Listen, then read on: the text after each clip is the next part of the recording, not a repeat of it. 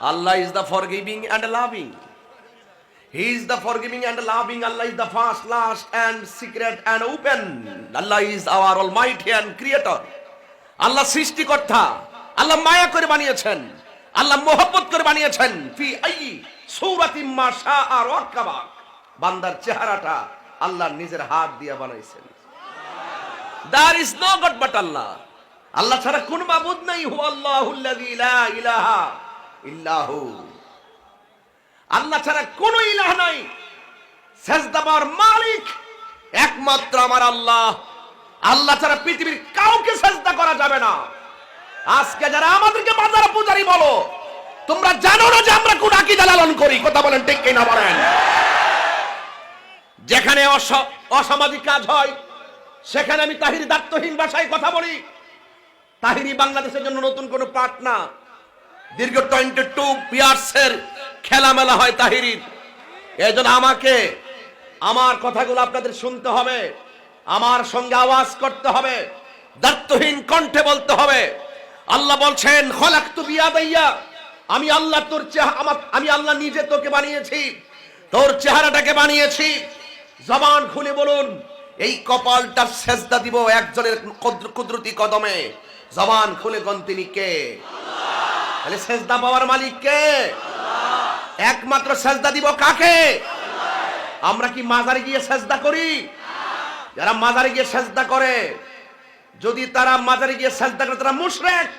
কথা বলেন ঠিক কিনা বলেন। আপনি সবাইকে এক পাল্লায় মাপবেন না। কাছে আসলে দূরত্ব কমে যায়। আমি জানি জিন্দা থাকলে নিন্দা হবে, প্রশংসা হবে স্মরণ সবাই, কিন্তু ক্ষমা চাইলে জীবিত থাকা অবস্থায় ক্ষমা চেয়ে নাও। কথা বলেন ঠিক কিনা বলেন। ইসলাম শান্তির ধর্ম, ইসলাম মানবতার ধর্ম, ইসলাম মানব কল্যাণের ধর্ম। যে ইসলামের মধ্যে উগ্রতা নাই, হিংস্রতা নাই, মারামারি নাই, বোমাবাজি নাই, কাটাকাটি নাই, সন্ত্রাসী নাই।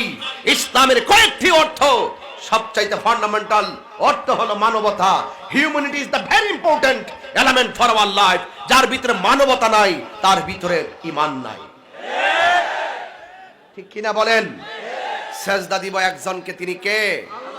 আল্লাহ। আল্লাহ বলছেন ওয়া মা খালাকতুল জিন্না ওয়াল ইনসা ইল্লা লিয়াবুদুন।